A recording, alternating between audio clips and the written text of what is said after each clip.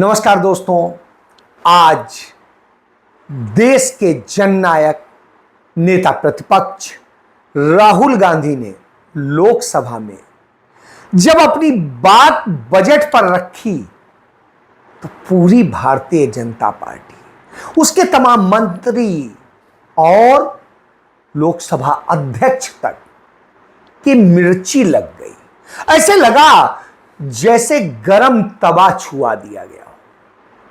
कमोबेश आज यह स्थिति इसलिए थी क्योंकि राहुल गांधी ने उस चक्रव्यूह की बात कर दी थी जिस चक्रव्यूह में नरेंद्र मोदी और उनके तमाम पूंजीपति मित्रों ने इस देश को जकड़ दिया है और इस देश का हक मारा जा रहा है। और जब हक मारा जा रहा हो और जननायक उस पर बोल रहा हो तो हक मारने वालों को मिर्ची लगना स्वाभाविक है। तो आज वही देखने को मिला Lok Sabha budget 2024. In my last speech, I spoke about some concepts, religious concepts.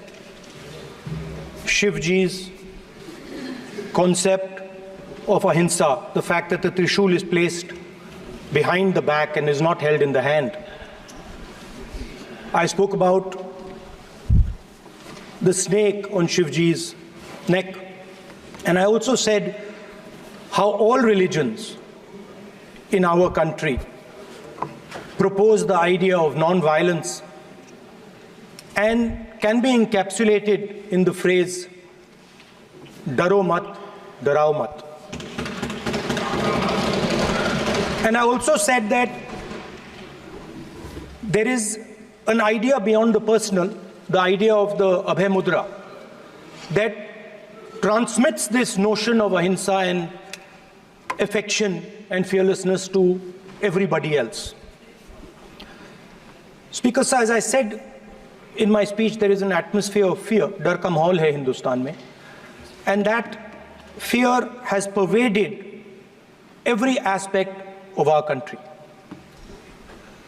My friends are smiling, but they are also scared. They are scared. Sir, मैं आ रहा हूँ सर. Budget है सर, budget पे ही बोल रहा हूँ sir. Sir, you see the problem is, sir, in the BJP only one man is allowed to dream to be Prime Minister. If the defense minister decides he wants to be Prime Minister, there's a big problem, there is fear. So this fear has been spread throughout the country, and the question I was asking myself was, why is this fear spreading so deeply? Why is it that my friends in the BJP are terrified, the ministers are terrified, the farmers of India are terrified, workers, youngsters?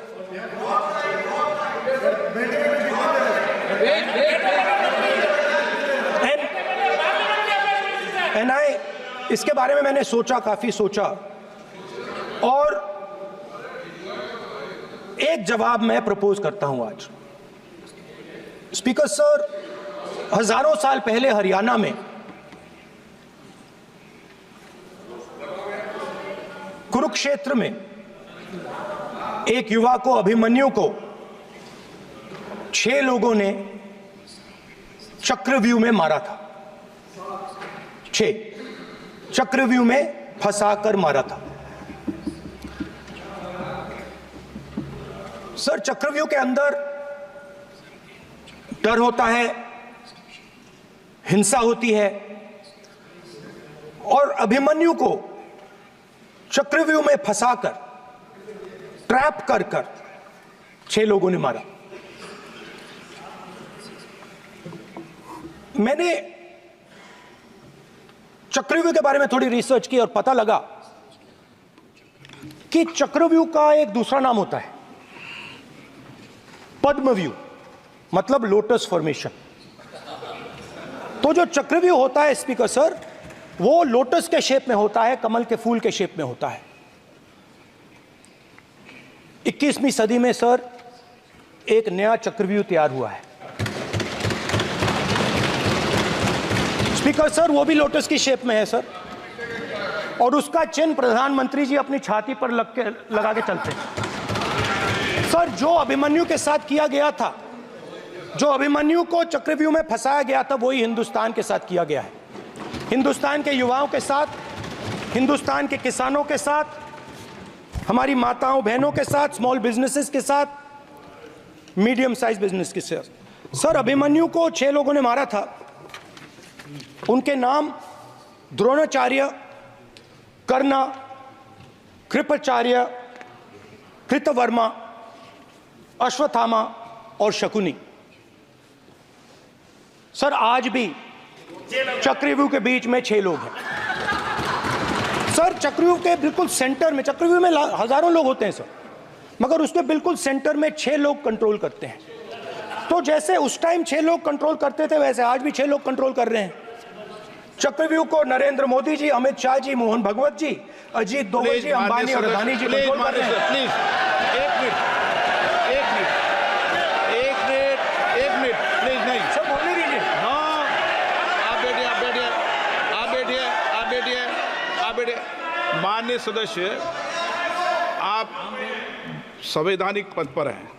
आपके कई माननीय सदस्यों ने यहाँ पर मुझे लिख कर दिया है कि जो माननीय सदस्य का सदस्य नहीं है उसका नाम नहीं लें। आपने लिख के दिया है। नो, आपने क्या आप उसकी पालना करना चाहते हो? स्पीकर सर, गलत। मैं माननीय स्पीकर सर, एक मिनट, होल्ड ऑन।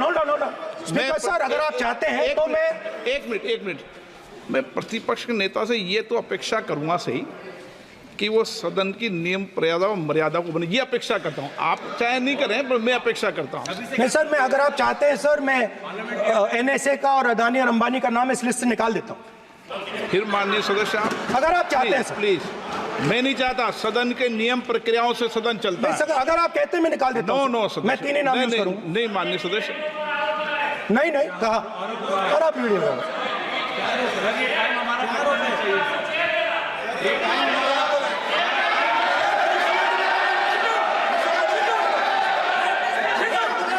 मत उठिए सब प्लीज, या आप समझाइए। हाँ, आप Speaker sir, the Chakravyuh that has captured India has 3 forces behind it. First is the idea of monopoly capital, that 2 people should be allowed to own the entire Indian wealth. So one element of the Chakravyuh is coming from the concentration of financial power. The second element, sir, मैं budget को explain कर रहा हूं sir, मैं आ रहा हूं, वहीं आ रहा हूं sir. So one element is financial power. The second element is the institutions, the agencies, CBI, ED, Income Tax Department of this nation, and the third is the political executive. Speaker sir, these 3 together are at the heart of the Chakravyuh, and they have devastated this country. Speaker sir, my expectation was that this budget would weaken the power of this Chakravyuh, that this budget would help the farmers of this country, would help the youth of this country, would help the laborers, the small businesses of this country. But what I have seen is that this budget, the sole aim of this budget, iski jo niyat hai, it is to strengthen this framework, the framework of big business, monopoly business, the framework of a political monopoly that destroys the democratic structure, and finally the framework of what one can call the deep state or the agencies. And the result of this has been the first पहला काम इस चक्रव्यूह ने क्या किया, जो हिंदुस्तान को रोजगार देते हैं, स्मॉल एंड मीडियम बिजनेसेस हैं, जो करोड़ों युवाओं को रोजगार देते थे, उन पर इस चक्रव्यूह ने आक्रमण किया। कैसे किया? नोटबंदी, जीएसटी और टैक्स टेररिज्म। आप लोग आतंकवाद की बात करते हो, पूरे देश में अगर कोई भी व्यक्ति छोटा बिजनेस चलाता है तो रात को उसको फोन कॉल आता है इनकम टैक्स डिपार्टमेंट से, जीएसटी से, और टैक्स टेररिज्म का वो शिकार बनता है। इस टैक्स टेररिज्म को रोकने के लिए बजट में आपने कुछ नहीं किया है। तो टैक्स टेररिज्म के कारण और ये जो आपकी नीतियां हैं, जो आपने कोविड के समय बड़े बिजनेसेस की मदद की और जो स्मॉल एंड मीडियम बिजनेसेस थे उनको खत्म किया, उसके कारण आज हिंदुस्तान के युवाओं को रोजगार नहीं मिल सकता है। बिल्कुल एक युवा को रोजगार नहीं मिल सकता है। अब फाइनेंस मिनिस्टर बैठी हैं, अब युवाओं के लिए आपने क्या किया? बजट में आपने इंटर्नशिप प्रोग्राम की बात करी और यह शायद एक मजाक है, क्योंकि आपने कहा कि ये इंटर्नशिप प्रोग्राम सिर्फ हिंदुस्तान की 500 सबसे बड़ी कंपनियों में होगा और 99% जो हमारे युवा हैं उनको इस इंटर्नशिप प्रोग्राम से कुछ लेना देना नहीं, कोई फायदा नहीं होने वाला है। तो आपने पहले टांग तोड़ दी और उसके ऊपर आप बैंडेड लगाने की कोशिश कर रहे हैं। मेन मुद्दा आज युवाओं का एग्जाम पेपर लीक है। जहां भी हम जाते हैं, आपने बेरोजगारी का चक्रव्यूह बना दिया इनके लिए, और जहां भी हम जाते हैं वो कहते हैं देखिए बेरोजगारी है मगर पेपर लीक भी होता है। तो आपने एक साइड पेपर लीक चक्रव्यूह, दूसरी साइड बेरोजगारी चक्रव्यूह। पेपर लीक मैं आपको बताता हूं 10 साल में 70 बार हुआ है। अगर आप जानना चाहते हैं, 10 साल में 70 बार हुआ है। तो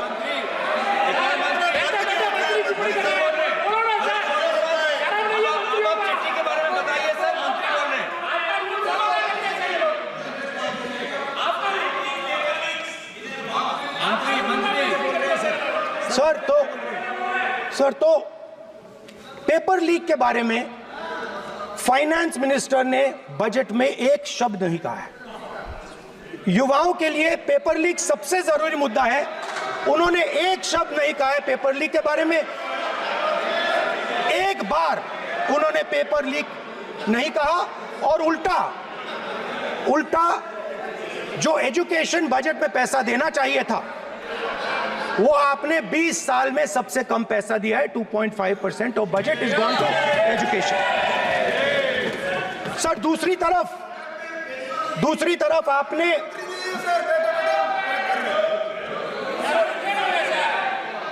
आपकी नहीं मानते सर, ये रनिंग कमेंट्री कर रहे हैं सर। दूसरी तरफ पहली बार सेना के जवानों को आपने अग्निवीर के चक्रव्यूह में फंसाया। सही बात। इस बजट में अग्निवीरों के पेंशन के लिए 1 रुपया नहीं है। आप अपने आप को देशभक्त कहते हो, मगर जब अग्निवीरों की मदद करने की बात आती है, जवानों को पैसा देने की बात आती है, तो बजट में आपको 1 रुपया नहीं दिखाई देता। उनकी पेंशन के लिए 1 रुपया आपने नहीं दिया। तो उनको आपने अग्निवीर के चक्रव्यूह में फंसाया। उसके बाद सर जो अन्नदाता हैं वो चक्रव्यूह से निकलने के लिए, आपके चक्रव्यूह से निकलने के लिए जो आपने बनाया 3 काले कानून, जमीन अधिग्रहण बिल को आपने कमजोर किया, उनको आप सही दाम नहीं देते हो। इस चक्रव्यूह से निकलने के लिए उन्होंने आपसे सिर्फ एक चीज मांगी है, 2 चीजें नहीं मांगी है, सिर्फ एक चीज मांगी है। उन्होंने कहा है कि हमें लीगल गारंटीड एमएसपी दे दो। आपने उनको बॉर्डर पे बंद कर दिया, रोक दिया, आज तक रोड बंद है। आप उनसे बात करने को तैयार नहीं है। वो यहां आए, मुझसे मिलने आए, आप उनको अंदर नहीं आने दे रहे थे। माननीय सदस्य, आप सदन में असत्य नहीं कहे। आप वो आप देखिए, एक मिनट, हाँ चलिए, चलो,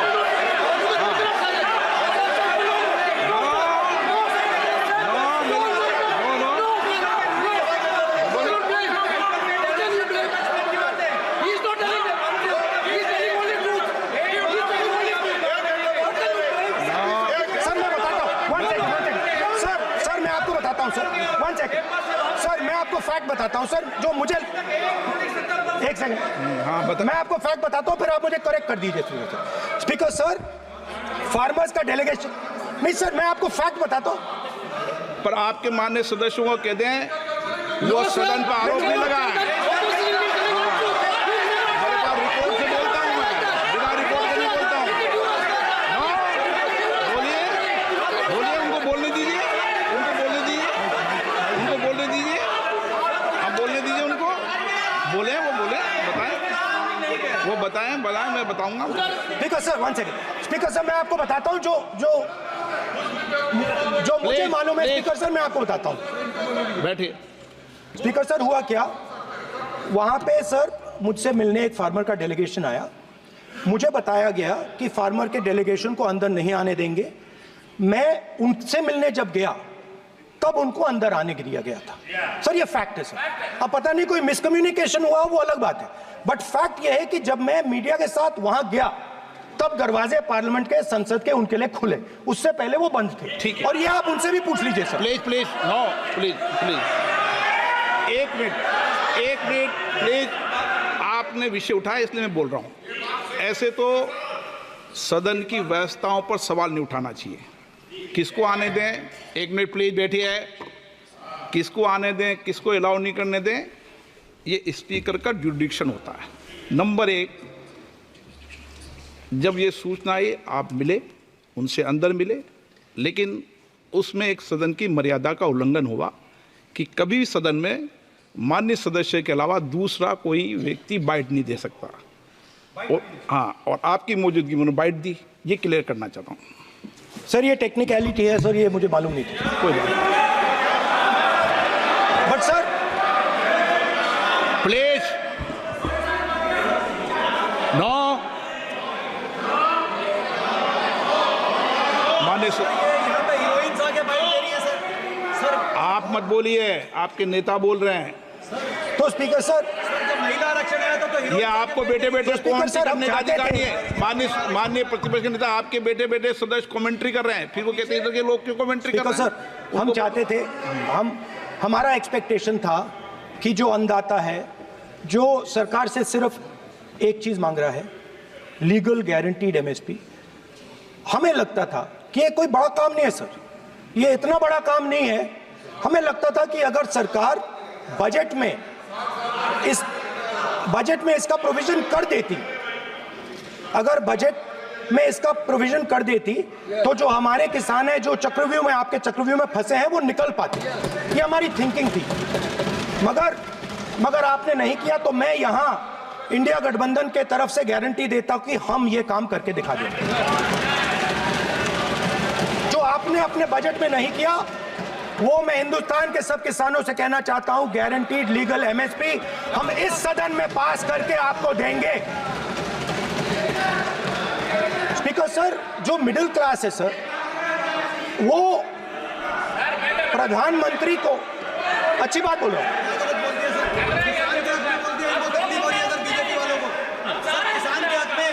अगर नेता विपक्ष बोल रहे हैं तो आप बैठे बैठे टिप्पणी आप मत करो, आप करोगे तो वो भी करेंगे, आप मत करो, मैं सब साइलेंट करो। प्लीज फिर टिप्पणी कर रहे हो आप, प्लीज माननीय सर मिडिल क्लास जो है वो शायद इस बजट से पहले प्रधानमंत्री को सपोर्ट करता था। जब प्रधानमंत्री ने कोविड के समय उनसे थाली बजवाई थी तो उन्होंने दबाकर थाली बजाई, धड़ धड़ धड़ धड़ धड़, थाली बजा बजाई।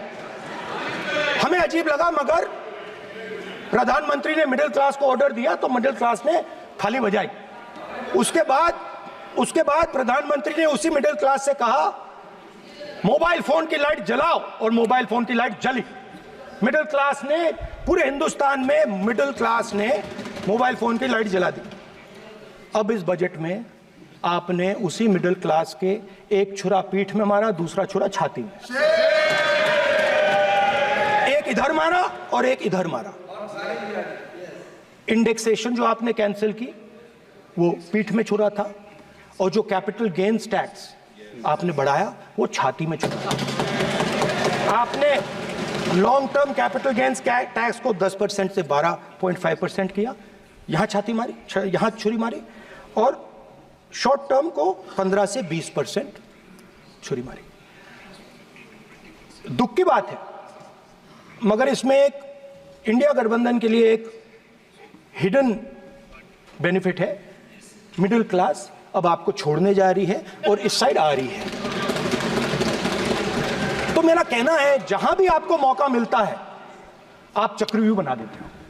एक चांस मिलता है आप चक्रव्यूह बना देते हो। हम चक्रव्यूह तोड़ने का काम करते हैं। हमारे बजट में किसान का कर्जा माफ हुआ, चक्रव्यूह तोड़ा। मनरेगा हुआ, चक्रव्यूह तोड़ा।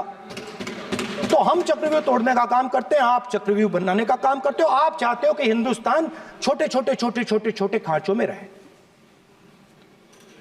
और हिंदुस्तान के गरीब लोग सपना ना देख पाए। सिर्फ अदानी और अंबानी। अरे क्या सर? सर मैं सर कैसे बोलूं सर? माननीय सदस्य, एक मिनट सर एक मिनट माननीय सदस्यगण, आपके उपनेता मुझे लिखित में पत्र देके गए हैं कि कोई भी माननीय सदस्य जो इस सदन का सदस्य नहीं उसके बारे में टिप्पणी ना करें। लिखित में देखे गए, इसलिए आपको। स्पीकर सर आप बैठ जाइए। स्पीकर सर, तो अगर सर मैं आपसे सवाल पूछना चाहता हूं। मेरे से सवाल मत नहीं पूछ सकते आप। Sorry sir. सर तो सर मैं फिर मैं सर 3 और 4 कह देता हूं उनको। 3 और 4 ठीक है सर? अब नाम नहीं ले सकता तो कुछ तो कहना पड़ेगा सर। 3 और 4 कह देता हूं, कोई और नंबर आपके देना। माननीय सदस्य को बता दें क्यों लिख के चिट्ठी गए मुझे। सर, हरियाणा के पूर्व मुख्यमंत्री पर जब इस प्रकार के आक्रमण करते हैं, हरियाणा के पूर्व मुख्यमंत्री के संदर्भ पर हमको अपनी चिट्ठी भेजी। एक पूर्व मुख्यमंत्री को आप 2 उद्योगपति से जोड़ना चाहते हैं, एक किसान नेता जो हरियाणा के, आज उन पर जब आपको अलाउ किया है उद्योगपति के साथ जोड़ना चाहते हैं। ये है सदन की मर्यादा। हरियाणा के आप ये चिट्ठी मुझे लिख के गए हैं, उसकी मर्यादा का ये आपको बोलने नहीं दे रहे। ये आपको बोलने दे रहे। आपसे मेरी ये अपेक्षा है आपसे। आप सदन, एक मिनट प्लीज। आप सदन के नेता, सदन के आप प्रतिपक्ष के नेता हैं। ये सदन की अपेक्षा रहती है कि हम सदन का डेकोरम, डिसिप्लिन और उसको बढ़ा के रखें। स्पीकर सर, इसलिए आप जो विषय रखें वो नियम प्रक्रिया में रखें। स्पीकर सर मगर मैं ये कैसे कहूं, इन लोगों के इनका इंडिकेशन कैसे दूं मैं सर? आप मुझे बता दीजिए सर। कोई दूसरा तरीका हो सर, नाम नहीं लेने हो तो कोई और तरीका दे दीजिए सर। अच्छा, एक मिनट आप ज्ञान मत बांटो उनको, वो ज्ञानी है। सर A1 A2 चलेगा सर? A1 A2 माननीय प्रतिपक्ष के नेता, मैं आपसे फिर अपेक्षा कर रहा हूं कि आप कम से कम नियम प्रक्रियाओं की पालना करेंगे। सदन में आप अब प्रतिपक्ष के नेता हैं, ये अपेक्षा। Sir how PM is speaking, Home Minister speaking, you are not telling this. You are only advising LOP, sir. How can it be? How can it be, sir? How can it be? आप duty होना चाहिए sir. आप duty होना चाहिए। आप duty होना चाहिए। तोड़ो उसके आगे पीछे वाला। स्पीकर सर, मैं तो सबसे ये अपेक्षा। आप बैठ जाइए। आप किसने कहा? प्लीज बैठिए। पॉइंट ऑफ ऑर्डर जानते हो? पॉइंट ऑफ ऑर्डर क्या होता है? प्लीज बैठो। तुम्हारे नेता बोल रहे हैं point of order, please.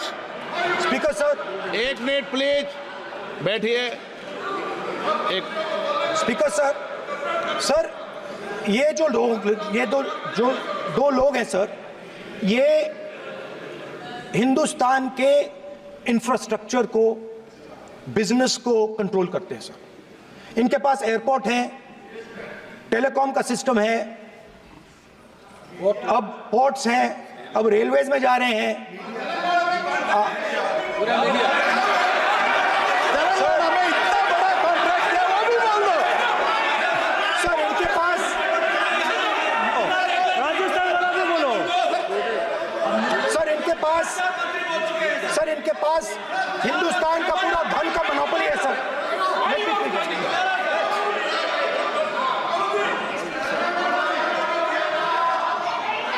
Sir इनके पास हिंदुस्तान के धन की मोनोपोली है। तो सर मैं समझ नहीं पा रहा हूं इनके बारे में मैं इंडिकेट कैसे करूं। इनके बारे में बोलना तो पड़ेगा सर। अगर आप हमें कहो कि इन दोनों के बारे में आप बोल ही नहीं सकते तो वो तो हमारे लिए एक्सेप्टेबल ही नहीं है सर। हमें तो बोलना है। अब आप चाहते हो कि नाम ना ले तो कोई और सिस्टम दे दीजिए हमें। आपको संसदीय कार्य मंत्री ji please please. No, I'm not giving. I'm not yielding. I'm not yielding. I'm not yielding. I'm not yielding. Sit down. I'm not yielding. I'm not yielding. Sit down. I'm not yielding.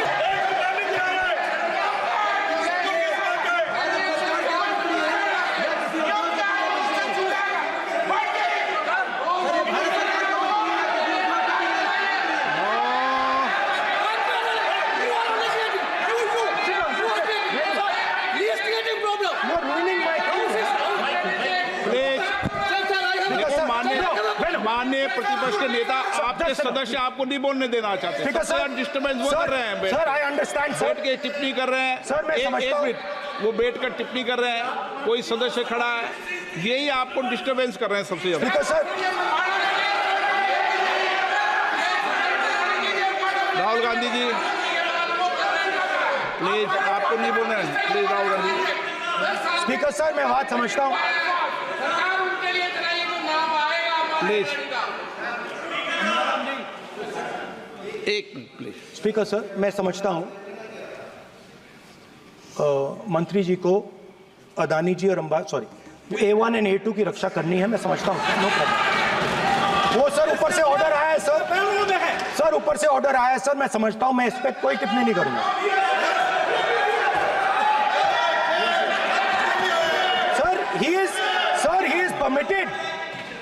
He is permitted to defend them, sir.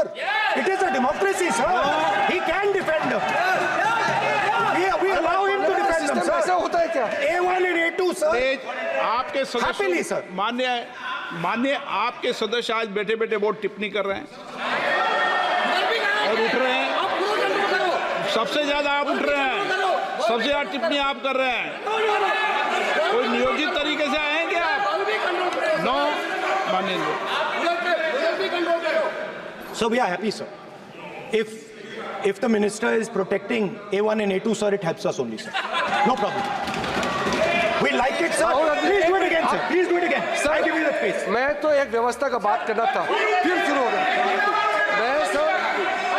मैं संसदीय कार्य मंत्री जी व्यवस्था तहत मैं सिर्फ जो परिस्थिति बने उसमें कहने के लिए मैं खड़ा हुआ। उन्होंने बोला मैं यील्ड नहीं किया। ये नियम होता है। अगर समय हम मांगते हैं तो यील्ड करना वो यील्ड करना एक परंपरा है। No, there's no परंपरा। You don't yield. The Prime Minister does not yield. मैंने व्यवस्था तहत सर उन्होंने व्यवस्था का प्रश्न उठाया। सर एक राहुल जी एक मिनट। स्पीकर सर एक मिनट सर मैं स्पीकर का परमिशन से खड़ा हुआ। बिल्कुल सही बोला आपने कहा मैं ये नहीं किया। मैंने जबरदस्ती नहीं बोला। आप बोल रहे हो। मैं स्पीकर साहब से परमिशन लिया। आप बोल रहे हो। स्पीकर साहब ने मेरा नाम लिया। बोल रहे हो। आपने यील्ड नहीं किया, तभी मुझे लगा कि मुझे कहना चाहिए कि आप प्रधानमंत्री जी को पूरा भाषण तक आपने डिस्टर्ब किया, बोलने नहीं दिया। आज हम आपको यील्ड मांग रहे हैं, 10 सेकंड टाइम आप बोल रहे हैं कि हम यील्ड नहीं करेंगे। ये कौन सा परंपरा है? मैं जबरदस्ती नहीं बोल रहा हूँ, मैं तो नियम के तहत बोल रहा हूँ और स्पीकर का परमिशन से खड़ा हुआ हूँ। ये एक परंपरा होता है, एक दूसरे का इज्जत देना होता है, इतना तो कर्टसी होना होता है। Rahul ji sir I will respond to that, sir.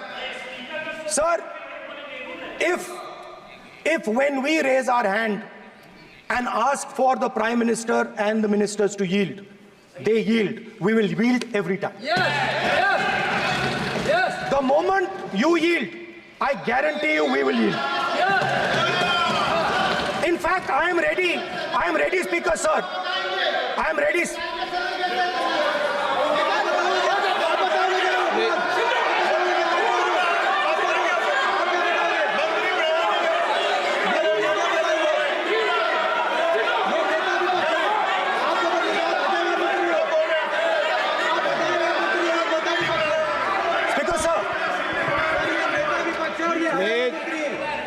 देखिए, आप सभी लोग आप प्रतिपक्ष के नेता को डिस्टर्बेंस कर रहे हैं, और मैं आपको बार आप डिस्टर्बेंस कर रहे हैं, और वेणुगोपाल जी सब जगह डिस्टर्बेंस कर रहे हैं। आप नोट कर लीजिए, ये योजना से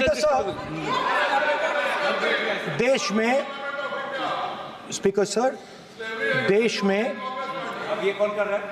तकरीबन 73% दलित, आदिवासी और पिछड़े वर्ग के लोग हैं, और ये हिंदुस्तान की मेन शक्ति है, स्ट्रेंथ है। और सच्चाई है कि इनको कहीं भी जगह नहीं मिलती है। इनको बिजनेस में जगह नहीं मिलती है, इनको कॉर्पोरेट इंडिया में जगह नहीं मिलती है, इनको सरकारों में जगह नहीं मिलती है। प्लीज ये देखिए सर, ये फोटो देखिए। एक मिनट प्रतिपक्ष, एक मिनट। मैंने पहले भी आपसे अपेक्षा की थी, अब आप प्रतिपक्ष के नेता हैं, संवैधानिक दायित्वों पर है। क्या सर? ओके, एक और मैं फोटो दिखा रहा हूँ, एक फोटो दिखा रहा हूँ। एक मिनट, आपने टीवी ऑफ कर दिया सर? नो टीवी कोई ऑफ नहीं है। वो देखिए सर, ऑफ हो गया। मेरा फोटो दिखा, कोई नहीं ऑफ सर ऑफ है सर। नो सर दिखाइए सर, एक ऑफ है सर। नो, आप टीवी ऑफ कर लेते हो? प्लीज आप बैठिए, एक बात सुनिए। ओके सर, नहीं आप अपोलोजाइज सर। नहीं, नो अपोलाइज। मैं आपको अपोलाइज के लिए दिखे रहा। आप प्रतिपक्ष के नेता है, तो मेरी ये अपेक्षा रहती है कि सर ये देखिए सर, बंद होगी। आप सदन की मर्यादा को रखें। सर जब भी मैं उसको हटाना चाहता हूं, मुझे ये करना है सर, वो देखो आगे।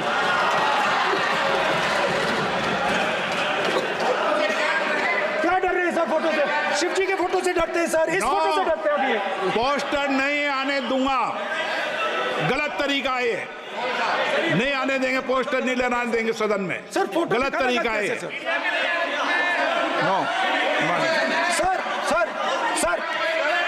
सर फोटो दिखाना गलत नहीं है सर। आपकी परमिशन लेके परमिशन नहीं है आपको। सर मैं ये फोटो दिखाना चाह रहा हूँ, मैं समझाना चाह रहा हूँ। नियम के तहत परमिशन नहीं है माननीय। अच्छा सर, मैं ये फोटो समझाना चाह रहा हूँ सर। इसमें ये जो बजट का जो हलवा है सर, ये बट रहा है, और इस फोटो में सर मुझे एक ओबीसी अफसर नहीं दिख रहा, एक आदिवासी अफसर नहीं दिख रहा, एक दलित अफसर नहीं दिख रहा मुझे। ये हो क्या रहा है सर? सर देश का हलवा बट रहा है सर, और इसमें 73% का एक है ही नहीं सर। ये आप लोग हलवा खा रहे हो, और बाकी देश को हलवा मिल ही नहीं रहा है। ठीक है सर, 20 अफसरों ने बजट को तैयार किया, हमने पता लगाया है। 20 अफसर, शांत हो जाइए प्लीज सर। 20 अफसरों ने, उनके नाम मेरे पास है, अगर आप नाम चाहते मैं दे दूंगा। 20 अफसरों ने हिंदुस्तान का बजट तैयार किया है। मतलब हिंदुस्तान का जो हलवा है 20 लोगों ने बांटने का काम किया है। अब स्पीकर सर, उन 20 लोगों में से 90% लोगों में से सिर्फ 2 हैं, एक माइनॉरिटी और एक ओबीसी। और इस फोटो में एक भी नहीं है। मतलब फोटो में आपने पीछे कर दिया, फोटो में तो आने नहीं दिया आपने, कोई नहीं आ सकता।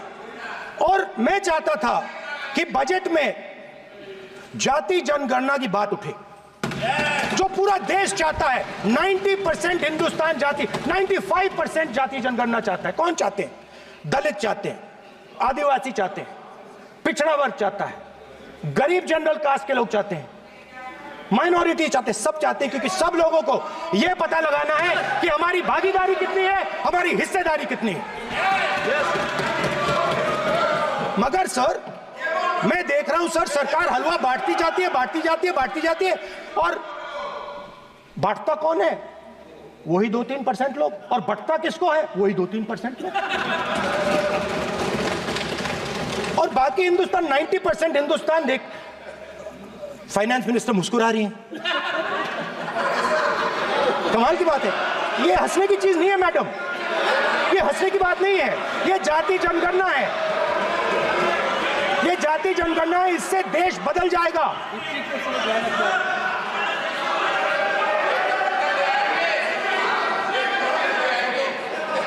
सर आपको सर ये जो कमल सर जो पद्मव्यूह वाले हैं, उसको चक्रव्यूह को पद्मव्यूह भी कहा जाता है। सर जो पद्मव्यूह वाले हैं इनको गलतफहमी है, ये सोचते हैं कि देश के युवा, देश के पिछड़े लोग अभिमन्यु हैं। देश के पिछड़े लोग अभिमन्यु नहीं है, अर्जुन है। और वो जो आपका चक्रव्यूह है उसको फोड़ के फेंक देंगे, फेंकने वाले हैं। पहला कदम इंडिया गठबंधन ने ले लिया, पहला कदम इंडिया गठबंधन ने ले लिया। आपके प्रधानमंत्री की कॉन्फिडेंस को हमने उड़ा दिया, मतलब आपके प्रधानमंत्री भाषण में आ ही नहीं पा रहे। और मैं आपको एडवांस में बता देता हूं, मेरे भाषण में कभी नहीं आएंगे सर। मैं अरे सर इसमें क्या गलती है सर? एक बात बताइए,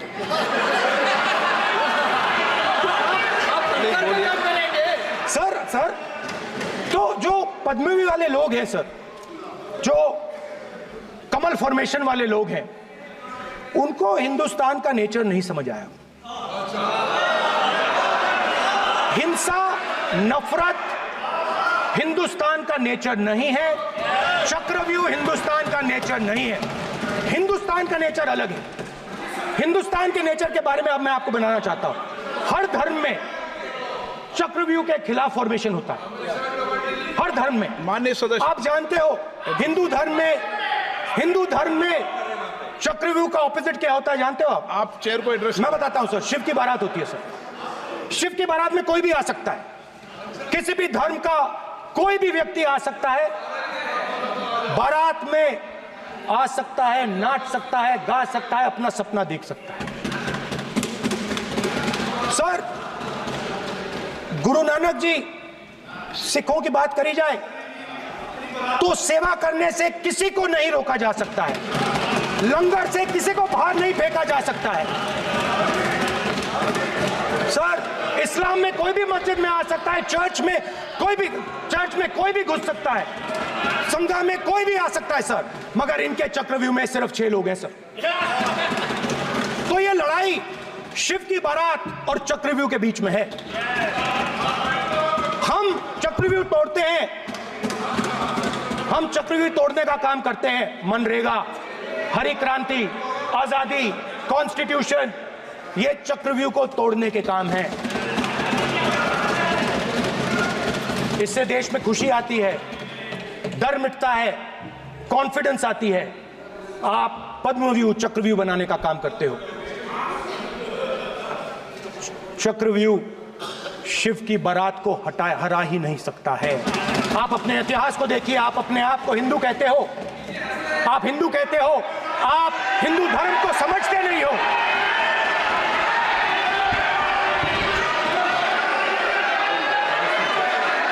आप चक्रव्यूह बनाने वाले लोग हो। आपका हिंदू बोगस। स्पीकर सर, तो अंत में मैं ये कहना चाहता हूं, अब शांत हो जाए, खत्म कर रहा हूं सर, घबराइए मत, डरो मत।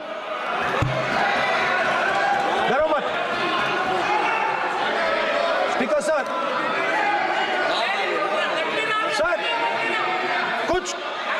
कुछ महीने पहले सर, मैं जो आपने चक्रव्यूह, स्पीकर सर, जो चक्रव्यूह बनाए गए हैं, नहीं, कोई अपमान नहीं किया, मैंने कोई अपमान नहीं किया, मैं कर नहीं सकता कभी, जिंदगी भर मरने तक मैं अपमान नहीं कर सकता। क्या बात कर रहे हो आप, क्या बात कर रहे हो सर, तो आपने ये छोटे छोटे चक्रव्यूह बना रखे हैं, मैं इनको समझने की कोशिश करता हूं अपने छोटे से तरीके से। कुछ महीने पहले मैं 6-7 घंटे बढ़इयों के साथ काम किया। वहां विश्वकर्मा जी थे, उनसे मैंने एक सवाल पूछा। मैंने उनसे कहा कि आपको किस चीज से दुख होता है, किस चीज से आपको दर्द होता है। उन्होंने मुझे कहा, राहुल बात सुनिए, आपको समझ आ जाएगी, बात सुनिए, समझिए। सर इंटरप्ट कर रहे हैं सर, अब बोलिए।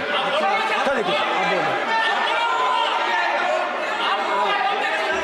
आप इतना इंटरप्ट करते हो और मैंने- बोलते हो बेटे बेटे, आप तो पूरे भाषण में बेल में आ जाते हो, सवाल करते हो इंटरप्ट करने का। ठीक है सर, तो मैंने विश्वकर्मा जी से पूछा कि आप यहां सालों से बढ़ई का काम कर रहे हो,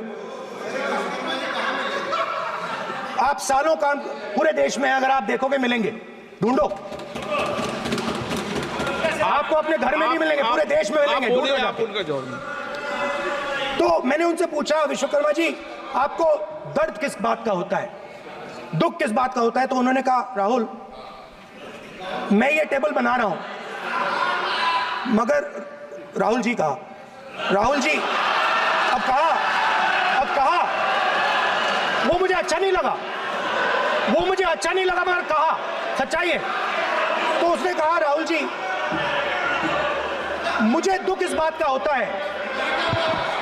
मुझे दुख इस बात का होता है कि मैं ये टेबल बनाता हूं, मगर जिस शोरूम में ये टेबल रखी जाती है उस शोरूम में मैं अंदर जा ही नहीं सकता। कुछ ही दिन पहले सुल्तानपुर के रास्ते पे मैं एक भाई के साथ, मोची भाई के साथ बैठा, उससे मैंने ये सवाल पूछा, आपको दुख किस बात का होता है। कहता है, राहुल जी मेरा सम्मान सिर्फ मेरे पिता ने किया था और किसी ने नहीं किया। तो मेरा कहना है सर, ये जो आपने चक्रव्यूह बनाया है, इस चक्रव्यूह से करोड़ों लोगों को नुकसान हो रहा है, दर्द पहुंच रहा है, और हम इस चक्रव्यूह को तोड़ने जा रहे हैं। और तोड़ने का सबसे बड़ा तरीका जिससे आप लोग डरते हो, कांपते हो, वो है जाति जनगणना। और जैसे मैंने कहा था कि इंडिया गठबंधन गारंटीड लीगल एमएसपी इस सदन में पास करेगी, वैसे ही मैं कह रहा हूं, आपको अच्छा लगे ना लगे, जाति जनगणना इस हाउस में, इस सदन में पास करके हम आपको दिखाएंगे।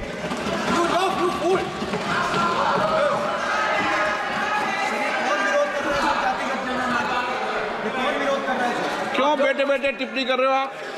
क्यों बेटे बेटे टिप्पणी कर रहे हो? फिर वो टिप्पणी करेंगे। स्पीकर सर, जाति जनगणना से ये जो छोटे छोटे खांचे आपने बनाए हैं, ये जो आपने सिस्टम बनाया है, चक्रव्यूह का सिस्टम बनाया है, ये टूट जाएगा। और इसके लिए हम पूरा दम लगा के, पूरा इंडिया गठबंधन दम लगा के ये काम करेगा। धन्यवाद। जय हिंद। जय